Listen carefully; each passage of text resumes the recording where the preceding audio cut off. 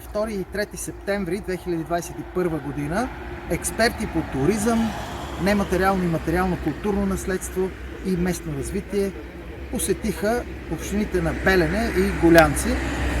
Посещението беше в рамките на проект, финансиран от програмата за река Дунав на Европейската комисия Интеррек, и целта му беше да се види до каква степен местните общини, местните общности са готови да търсят възможности за използване на тези дадености за туризъм.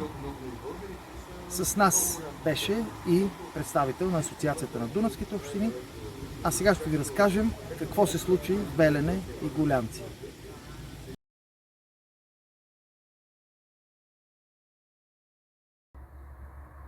С Мария Цанкова, изпълнителен директор на Асоциацията на Дунавските общини, посетихме Белене и Гулянци.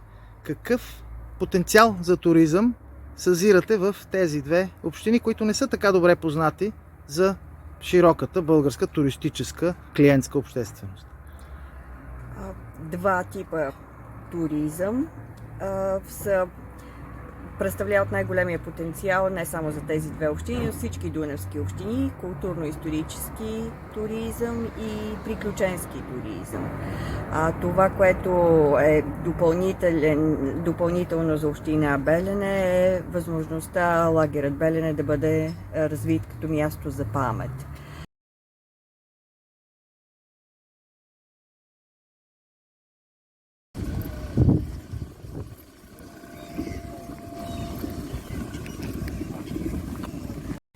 Политици и таланти, и крадци и музиканти, а наоколо вода.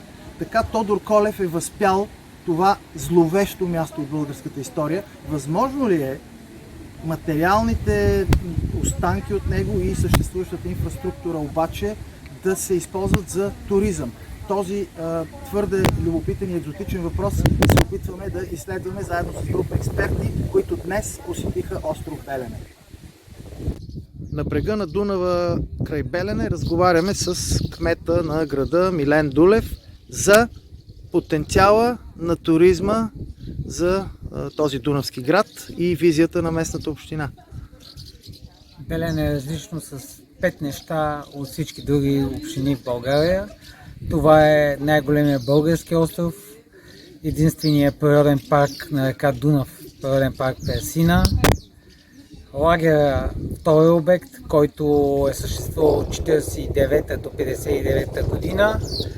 Това е единственият останал лагер от времето на социализма, комунизма по-точно, който е бил един от първите и най-големия лагер за хората, които не са били доволни от предишната власт. Другото, което е единственият католически епископ, който е убит 1952 година и е станал светец по католическата вяра. Блажен, по-точно е той, от 1999 година папа Йоан Павел II го обявява за блажен.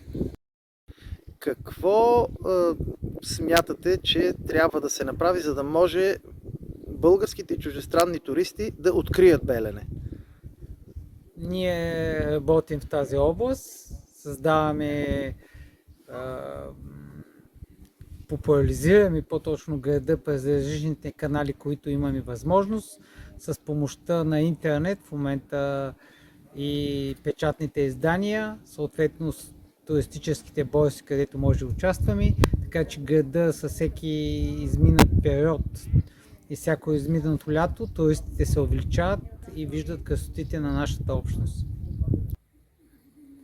Гавраил Гавраилов, експерт по туризъм и социално предприемачество, с въпроса: възможно ли е една толкова зловеща реликва като този лагер да има потенциал като туристическа атракция? Да, разбира се, това вече са останки. Тук има предимно спомени и за да променим представата за мястото, трябва да променим неговата енергия. Алтернативна възможност е създаването на нови форми на изкуство. Тук в Белене аз виждам потенциал за нещо подобно. Разбира се, това трябва да бъде част от волята на местната общност, защото те до голяма степен все още свързват мястото като място за терор. А бъдещето би трябвало да бъде с по-положителна енергия на това място.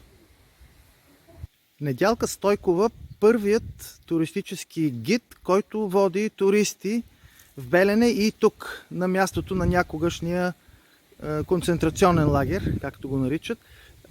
Има ли интерес кой и колко хора идват да видят тези страшни места? Ние имаме достъп от съвсем скоро до това място. Официално всъщност започнахме дейност през април месец тази година. Така стартирахме доста неочаквано, тъй като интересът беше по-голям, отколкото ние имахме готов продукт като услуга. И стартирахме много, много бързо. Бих казала, че започна да има интерес както за лагера, така и за мястото като природен парк, тъй като на същия остров, по остров Персин, имаме защитени местности от природния парк Персина, както и останките от лагера, концентрационния лагер Белене. Бих казала, че интересът се увелича все повече и повече, тъй като хората не знаеха, че имаме достъп. Ние се наложи така по-бързо да разпространим идеята, че можем да покажем това, какво е било тук, да дадем малко информация на хората и даже много се радвам, че има и млади такива, които се интересуват от това. И ще вървим напред, наистина ще вървим напред в тая посока да развиваме все повече и повече знанията на младите, за да нашата идея е те да знаят, за да не се повтаря. За да не се повтаря това, което е било тогава. Тези истории, страшни истории, наистина. Какви хора идват тук като туристи? Най-вече хората, които са близки, познати, роднини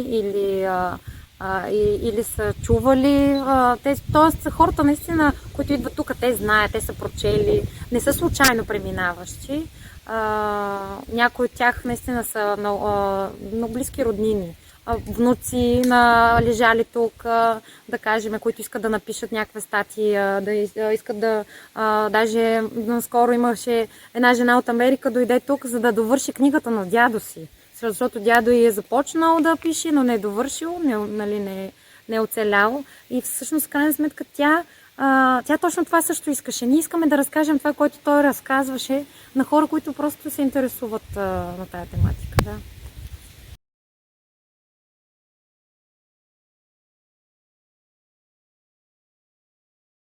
Разбира се, като казвам приключенски и културно-исторически туризъм, тук могат да се добавят неща като организиране на събития, на фестивали, на събития за жива история, така че да се привличат повече туристи и да се създава интерес към местата.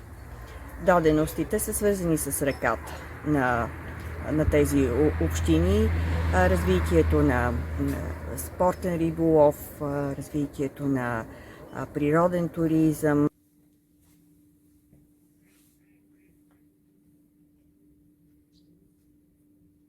Мирослав Михайлов управлява най-престижния наглед хотел в Белене, хотел Престиж, и от него чуваме всъщност историята на този великолепен хотел.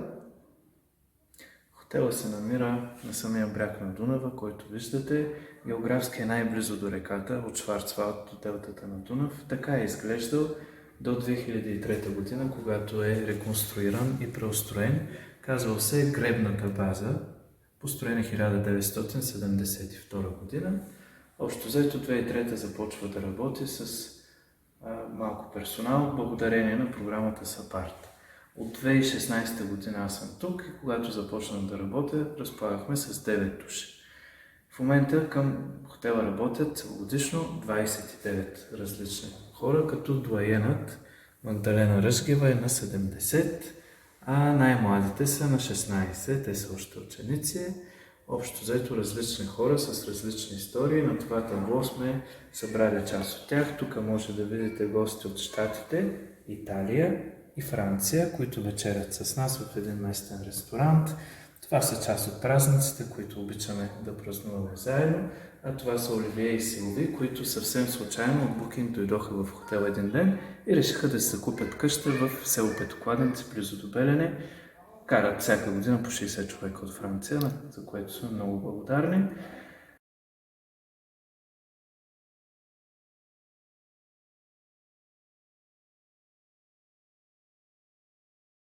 Румен Драганов, директор на Института за оценки и анализи в туризма и дългогодишен лидер в туристическия бранш в България, посети Белене и Гулянци. Какъв е шансът на тези забравени от туристическите потребители, общини в България, да развият качествен туристически продукт според вас? И общо това, което видяхме в Белене, нямаше места за настаняване и ние трябваше да бъдем настанени в къща за гостите, като хотелите бяха заети. Второ, като отидахме в Гулянци и говорихме с кмети, с общинските съветници, се оказа, че в Гулянци също има над 1000 легла, които са в къщите на хората и които се ползват за Коледа, Нова година, Великден, други празници, когато децата им се връщат от други населени места, в които живеят или от чужбина. И съответно това е един много богат фонд. 1000 легла, това е един голям хотел в голям град. Нали, ти да имаш тези легла свободни. И единството нещо, което важи и за Белене и за Гулянци е как да влезнат в паралел тези легла и как те да бъдат използвани чрез сегашните съвременни дигитални платформи и социалните мрежи, за да могат да се позиционират маркетингово, да влезат в така наречените маркетингови магазини за продажби и да станат известни на тези, които желаят да пътуват в тези места. И оттам нататък да направят самите те сметка какви ще бъдат ползите за местната икономика и по какъв начин всичко това може да бъде една алтернативна форма за приходи за местното население. И по същия начин изключително богатото историческо, културно и природно наследство и нематериално наследство, което го видяхме в уникални сортове ябълки, които е така растат като диво растящи растения навсякъде в тази област, но става въпрос за много вкусни и много редки плодове, които не могат да се купат. Те могат да се купат само в най-скъпите магазини за автентични плодове, които може да видим и в Европа, и в Америка. И всичко това, като нематериално наследство, то съществува тук в този край, но необезпокоявано, нетърсено. От никого ябълките падат по пътя. Може да събирате от земята, може да събирате от тревата. Така че като цяло, използването на това наследство, което беше коментирано тук, и то в полза на местните хора. Не на такива, които да дойдат под формата на инвеститори, да разграбят земята и да избягат, нали, след това, а за местно население, което да използва съвременните юридически форми, включително и коментирахме надълго и на широко кооперациите като такава възможност по закона за кооперациите, които да могат да ползват земя държавен и общински фонд и съответно да могат да извършват дейност върху тази земя и хората да станат по-богати. Това беше смисъл на тази обиколка. Участват различни заинтересовани страни, разбира се, общинските власти, общинската администрация, но имаме управи на парковете, имаме регионални исторически музеи, които отговарят за културно-историческите обекти. Също бизнесът е много важен елемент за развитие на туризма. Това са хора, които не само предоставят туристически услуги, но също така и развиват бизнес, свързан с туризма, като хотелиерство, като производство на храни, ресторанти и така. В Белене и в Гулянци натъквате ли се на ентусиазъм от страна на общините, както и от местните хора за туризъм? Всички общини и през миналия програмен период, защото общините правят своите стратегии за развитие на основата на програмните периоди на Европейския съюз, във всички планове за развитие. През различните периоди туризма се определя като приоритетна област за развитие. И освен това местните общности и местните власти имат голям ентусиазъм за развитие на туризма, защото осъзнават, че това е потенциал за местната икономика. има ли тайна, която бихте споделили с хората в други дунавски градове, които биха искали да повторят вашия успех в туризма? Общо взето да правят всичко със сърце и душа, да влагат съзнание във всяка една минутка, когато са на работното си място. Няма значение дали ще спечелим 5 лева, дали ще измием чиниите, дали гладим, но да сме там със съзнание, с душа и с сърце, и успеха идва много бързо, когато работим така. Да вярваме, защото в България има много песимисти, много хора, които ни казват, че нищо няма да стане. Всичко може да стане при добро желание. Какъв е вашият отговор, съвет на притесненията на местните хора, че няма кой да дойде тук в Гулянци, да им се качи на каруците, за да практикува туризъм? Аз не видях някакво притеснение от тези хора, защото най-добре човек живее тогава, когато е с представата, че няма никой. Просто ги накарах да погледнат и да видят колко хора идват и донасят пари, които не са изработили в Гулянци.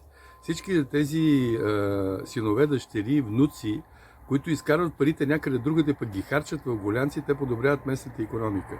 Но към тях могат да се прибавят много други. Тук бяха дадени примери за антистрес училища по изучаване на песни, танци, дори и на български език, от такива, които са пострадали по някакъв начин.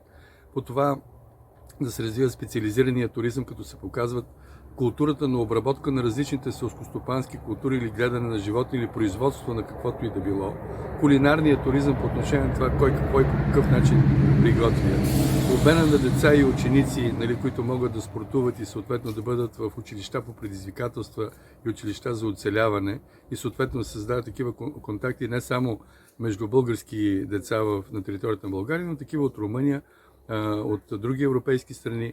Така че изградената налична леглова база и това, че всичките тези къщи притежават санитарен възел, притежават възможностите за обслужване на туристи, притежават възможността дори туристите да спят на най-обикновени нарове. Това също е вид туризъм. И въпросът е хората, особено тези, които са по-усмихнати и по-с добро сърце, да могат да се възползват от това. И единството, което се иска от тях е само да кажат: аз приемам туристи в моя дом. Нищо повече.